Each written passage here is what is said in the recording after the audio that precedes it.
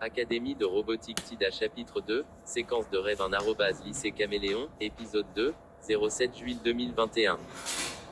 Notre route du papier du samedi a commencé à 5 heures du matin. Mon père m'a déposé avec ma sœur cadette Abigail, un garçon manqué de 10 ans, du côté nord de l'entrepôt. Mon père avait temporairement garé son camion devant le siège de Kokomo Beach News, avec les véhicules d'autres livreurs de journaux. Abigail a grimpé dans le lit du camion et a jeté nos vélos. Elle a dit que c'était trop lent autrement. Il y avait des bosses et des égratignures sur nos 2 vélos à cause de cette pratique de la sienne. Elle a sauté, a claqué le haillon et a fait signe à notre père de décoller. Nous avons emmené nos vélos à l'entrepôt et les avons appuyés contre un mur. J'ai suivi Abigail dans le bâtiment. C'était son idée d'avoir un itinéraire papier. Mes parents m'avaient confié la tâche sacrée de la protéger. J'avais accepté d'aller à TIDA Robotics à cause de la tâche tortueuse de s'occuper d'Abigail. Ce n'était pas qu'elle se comportait mal, c'était qu'elle était un garçon manqué de part en part. Elle était physiquement plus forte et plus rapide que moi. Nous nous sommes dirigés vers le comptoir, où Madame Bellefonte, la secrétaire, a placé 2 piles de journaux devant Abigail. Nous l'avons remerciée et nous sommes sortis. Nous avons rapidement enroulé les journaux, les avons attachés et en avons chargé dans les paniers avant de nos vélos. Le reste, nous le mettons dans nos sacs à dos. Abigail a mis son casque et a décollé. Je me suis précipité et j'ai roulé après elle. Abigail, attends.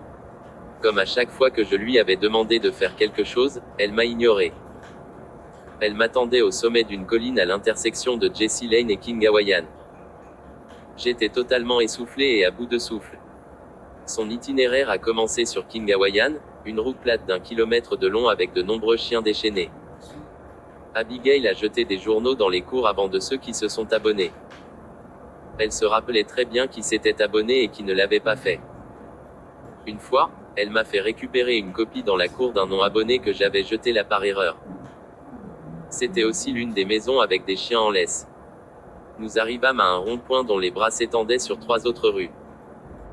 Nous avons tenu bon. King Hawaiian est devenu Kokomo Beach Road.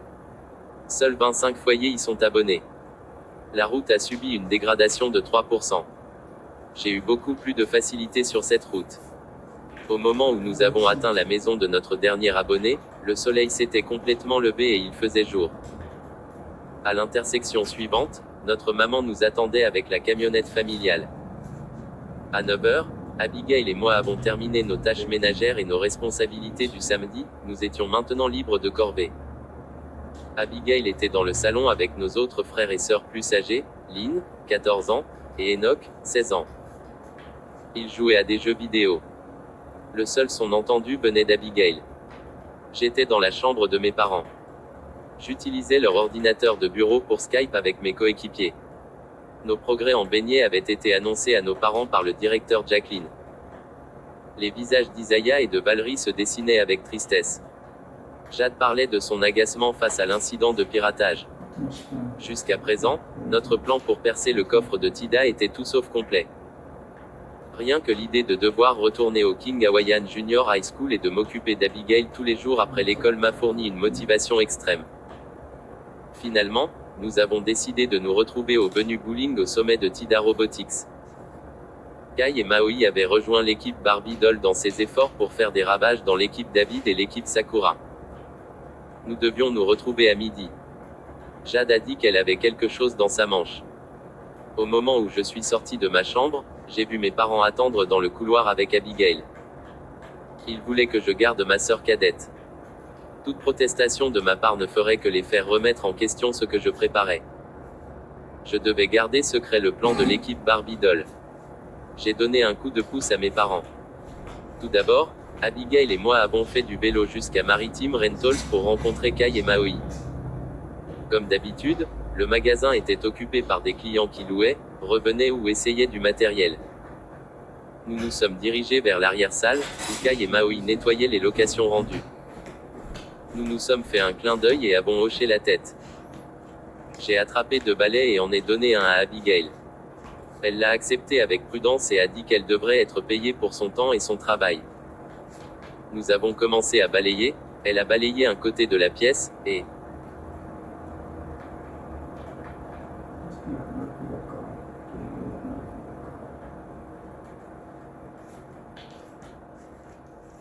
C'est beau.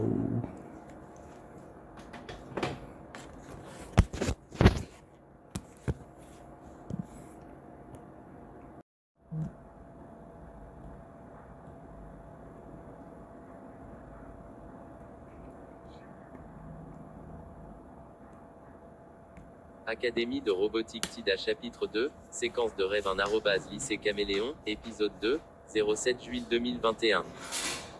Notre route du papier du samedi a commencé à 5 heures du matin. Mon père m'a déposé avec ma sœur cadette Abigail, un garçon manqué de 10 ans, du côté nord de l'entrepôt. Mon père avait temporairement garé son camion devant le siège de Kokomo Beach News, avec les véhicules d'autres livreurs de journaux. Abigail a grimpé dans le lit du camion et a jeté nos vélos. Elle a dit que c'était trop lent autrement. Il y avait des bosses et des égratignures sur nos deux vélos à cause de cette pratique de la sienne. Elle a sauté, a claqué le haillon et a fait signe à notre père de décoller.